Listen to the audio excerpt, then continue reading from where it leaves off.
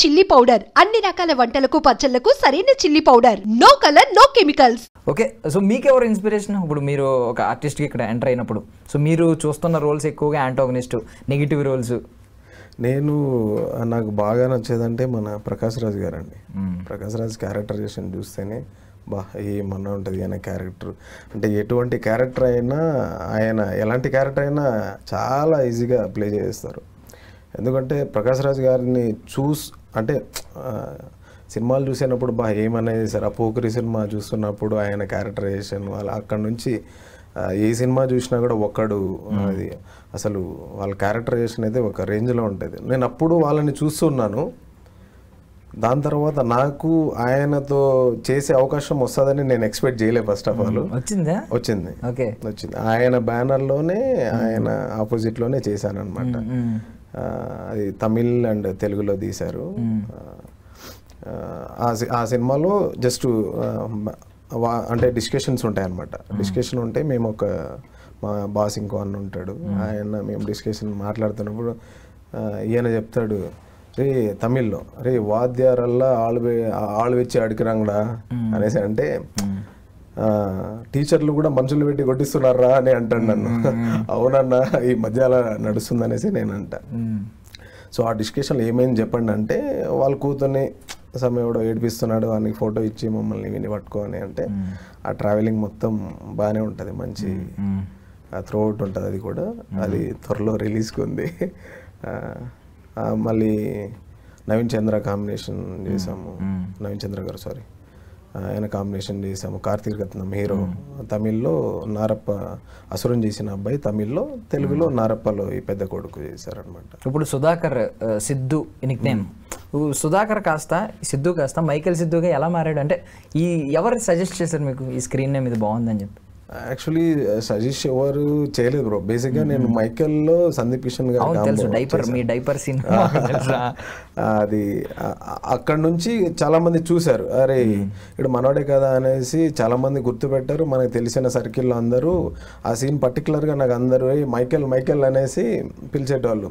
ఆ మైకేల్ ఆ సీన్ ఉండే కొద్దీ అందరూ అలానే పిలుస్తూ ఒక అన్న ఎవరో మైకేల్ సిద్ధు, అరే మైకేల్ సిద్ధు అని బాగుందిరా ఈ పేరు, నువ్వు ఇది కంటిన్యూ చేయొచ్చు కదా అంటే నీకు సినిమా పేరు రికగ్నేషన్ ఉంటుంది, నీ పేరు రెండు కలిపి పెట్టుకుంటే బాగానే ఉంటుంది అంటే అక్కడ నుంచి మైకేల్ సిద్ధు అని పెట్టుకున్నాను అనమాట. సో అప్పటి నుంచి నాకు బేసిక్గా నేను బిఫోర్ ఎంత చేసినా కూడా నేను మైకేల్ చేసిన తర్వాత నుంచి నాకు మంచి క్యారెక్టర్స్ వచ్చాయండి. ఆ మైకేల్లో ఉన్న సీన్ చూసి చాలామంది ఆ సీన్ ఒకటే, నేను ఎక్కడైనా ఆడిషన్స్ కావచ్చు ఏదైనా డైరెక్టర్ చూపించిన ఆ ఒక్క సీన్ చాలండి అంటారు నాకు. అంత బాగా ప్లే చేసే ఆ క్యారెక్టర్. ఆ టైంలో నాకు డైరెక్టర్ కూడా టాస్క్ ఇచ్చారు. ఆయన కూడా మా కో డైరెక్టర్ గారు మధు గారు ఉన్నారు, రే నీకు ఒక క్యారెక్టర్ ఉంటుంది రారా అనేసి. నేను మైకేల్కి 3-4 టైం పోయినానండి ఆడిషన్స్ పోయినాను. నీకు లేదు నీ గెటప్కి లేదు, మన దాంట్లో లేవు ఏం క్యారెక్టర్లు అన్నారు. సరే సార్ అనేసి వెళ్ళిపోయేటోడిని. మళ్ళీ ఎవరో ఒక ఆడిషన్ జరుగుతుందంటే మళ్ళీ పోయేటోడిని, మళ్ళీ ఏమైనా అవకాశం వస్తుందా అనేసి. మళ్ళీ లేదని చెప్పాం కదమ్మా నీకు అని చెప్పేటోళ్ళు. ఓకే సారీ సార్ అనుకొని మళ్ళీ డిసప్పాయింట్తో మళ్ళీ వెళ్ళిపోయేటోడిని. అలా 2-3 టైమ్స్ వెళ్ళాను. 4వసారి నేను బిఫోర్ ఒక మూవీ చేసా. కో డైరెక్టర్ ఎక్కడున్నారా సిద్ధు అంటే, సార్ ఇక్కడ ఉన్నాను సార్ అంటే, సరే పొద్దున్న అర్జెంట్గా నేను లొకేషన్ పెడతా అక్కడ వచ్చారా అన్నాడు. సరే లొకేషన్ చూసుకుంటా వెళ్తే డైరెక్ట్ మళ్ళీ మైకేల్ ఆఫీసే పోయినా. అరే ఇక్కడ ఇప్పటికే 3-4 సార్లు వచ్చి రిటర్న్ పోయినా మళ్ళీ ఇక్కడే రమ్మన్నారా అంటే ఇంకా ఆ సినిమానో వేరే సినిమానో అనుకున్నా, కానీ మైకేల్ మూవీనే అండి అది. పిలిచారు, ఒక డైలాగ్ ఇచ్చారు, చూసా. డైలాగ్ చూసిన తర్వాత ఓకే సార్ చెప్పేస్తాను అంటే, చెప్పేస్తావా అంటే చెప్తాను సార్ అంటే చెప్పు అంటే చెప్పా. ఏంటి గురునాథ్ ఫినిషింగ్ టచ్ ఇచ్చానా, రే వీడు ఎంత ఈజీగా చావకూడదురా, వీని టార్చర్ పెట్టి చంపాలనేసి ఒక డైలాగ్ ఇచ్చారు. అది సింపుల్గా చెప్పిన ఇమీడియట్లీ చూసి అలా చెప్పేశా. దాని తర్వాత ఓకే నువ్వు పక్కనుండు డైరెక్టర్ సార్ వస్తారు చూస్తారంటే డైరెక్టర్ ముందు చెప్పా, ఓకే బాగుంది అని చెప్పి ఆయన ఆ క్యారెక్టర్కి ఫిక్స్ చేసి పెట్టేసుకున్నాను. దాని తర్వాత ఇంకో క్యారెక్టర్ ఉంటే దాని గురించి చాలామంది దగ్గర ఒక 300-500 మెంబర్స్ ఆ క్యారెక్టర్ని తిప్పారంట. ఓడు సెట్ అవ్వాలి. నా ముందు ఒక 10 మందిని చూస్తున్నారు అనమాట, 1 by 1 చెప్తున్నారు. ఎవరు చెప్పట్లేదు, డైరెక్టర్ ఏమో ఇటు చూస్తున్నది ఏంట్రా వీళ్ళు అనేసి. సార్ నేను ట్రై చేయన్నా అనేసి నేను అడిగేసిన, అక్కడ ఆగలేక నేను అడిగేసిన ఆ డైలాగ్ నేను చెప్పొచ్చా అనేసి. సరే చెప్పు అంటే నేను చెప్పాను. చెప్పిన తర్వాత మధ్యలో ఆపేశారు. నేను ఆపేసి నేను కంటిన్యూ చేస్తున్నా. డైలాగ్ చూసుకోలేదా అన్నాడు.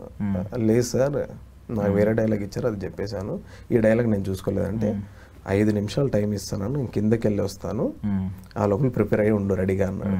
సరే సార్ చూసుకున్నా, ఇచ్చారు స్క్రిప్ట్ ఇచ్చారు, చూసుకున్నా.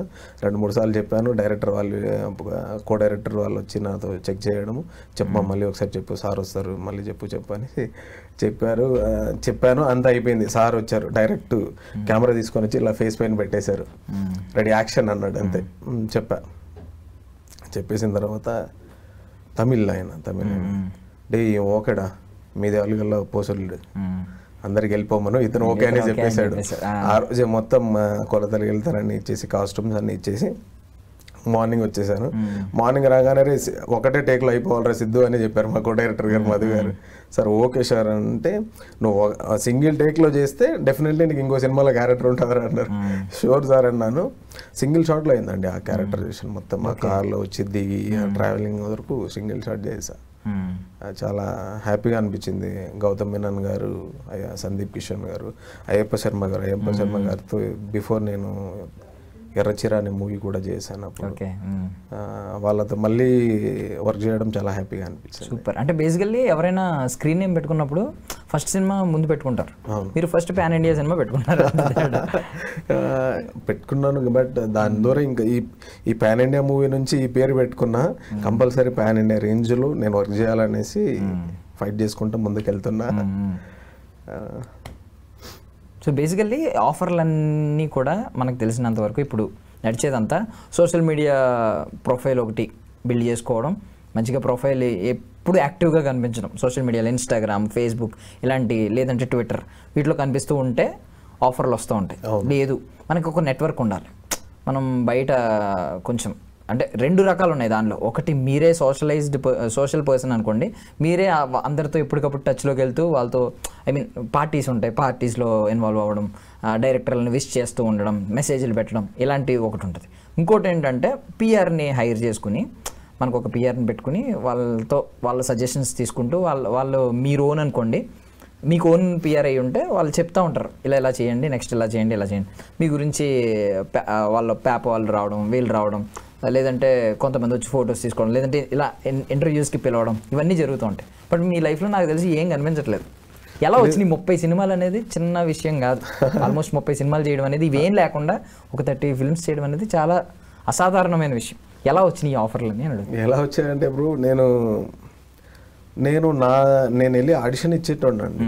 కంపల్సరీ నేను ఆడిషన్ ద్వారా వచ్చిన సినిమాలు ఈ రోజు వరకు నేను రెఫరెన్స్తో సినిమా అనేది ఎవరి ద్వారా చేయలేదు. అంటే నాకు అదే, ఇప్పుడు ఎవరైనా మన దగ్గర టాలెంట్ ఉంటేనే మనకి ఎవరైనా పుషప్ చేస్తారు. అరే ఇక్కడ పలానా సినిమా ఉంది, వెళ్ళరా, నా పేరు చెప్పు అనేసి చెప్పి పిలుస్తారు.